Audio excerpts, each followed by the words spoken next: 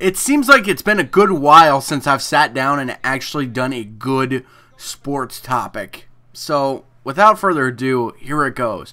What is going on, guys? This is Music Major coming to you guys live in FIFA 15. We got a U.S. national team game against Ecuador to talk about. I'm throwing my pen everywhere. It's hitting the keyboard. But freshly back from Chicago, I recently just visited. Let's try that again. Bridgeview, Illinois, with Shelster. We went to a trip in Chicago, tailing the U.S. women's national team in their quest to get a berth into the FIFA 2015 Women's World Cup in Canada. If you guys just want to turn the video off now, I totally understand. But anyway, yeah, we were out in Bridgeview. And we were there chasing the women and, you know, just following them and giving them the support with the American Outlaws out in Bridgeview, and it was a blast. It's great. We were staying in Tinley Park, Illinois, so shout out to anybody that was out in Tinley Park or at Bridgeview at Toyota Park, home of the Chicago Fire. You guys were great. You have a beautiful facility. It's very Midwestern, very accommodating. And it's a great area to take in a soccer game. It feels great, you know, and I would definitely do it again in a heartbeat. It's a very easy drive from where I come from, and it's a pleasure. It actually was just an absolute pleasure to go to the city of Chicago and check it out. Pleasantries aside, though, the women played lights out. If you guys have not seen the U.S. women's national team take part in a match of any sort, I know this was my second one. I saw them in Columbus take on New Zealand, and they finished with a 1-1 tie. They beat Guatemala 5-0, and this was in CONCACAF qualifying. The women have this... I think Ali Krieger said it the best. They are quintessentially American because they have just the characteristics of the American people. They're very resilient. They're very talented.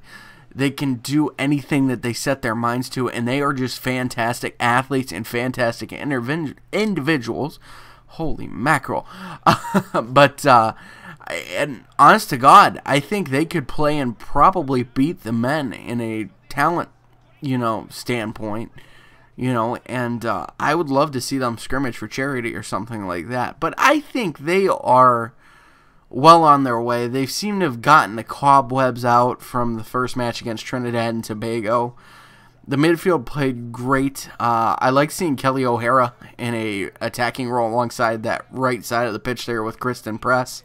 It was a really nice treat to see them do very well. And Tobin Heath, God, I was in about the second or third row from that goal, that little flick that she had off the corner. It was, it's amazing. But it was a great trip. I really enjoyed it. I'm incredibly tired. We left at 8:30 Eastern in the morning, got there at 1 p.m. Central Time.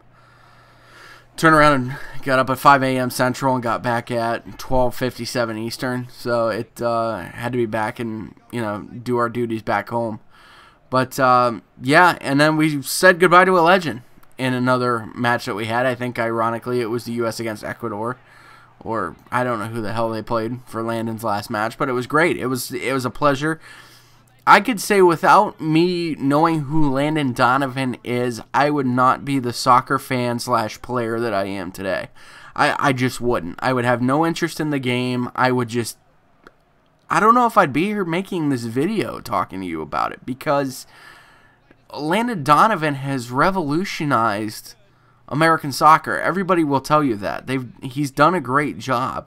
I think he's been overly saturated in the media, but you can't really help that when you're a popular player. It's how you handle the spotlight, and I think Landon has done it well, but I just don't know. I don't get this beef with Klinsmann. I don't get it. You know, I just don't understand. I think Landon knows where he's at, but at the same token, too, I don't know, because ESPN put a March to the World Cup video out, and Landon openly said he was very tired. He doesn't perform to the same level that he used to, and then it's like as soon as he didn't, you know, it was almost a self-fulfilling prophecy. as soon as he doesn't make the roster, he's throwing a fit because he's not on the roster, and I just don't understand.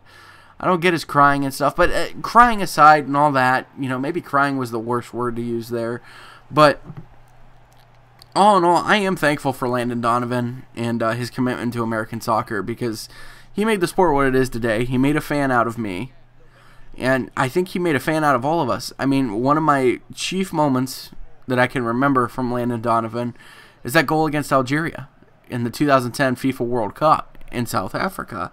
I remember being in my basement. God, I don't know if I was in high school or if I was in college. No, I was in college. I remember being in my basement, seeing that shot from Dempsey, and then the follow-up shot from Donovan into the net, and it was just unbelievable. I couldn't have imagined an outcome like that. But anyway, guys, we are getting towards the end of the video. Thank you so much for watching. Sorry it was so all over the place, but we'll probably come back with my thoughts a little better composed next time. We'll see you guys next time. Thanks so much.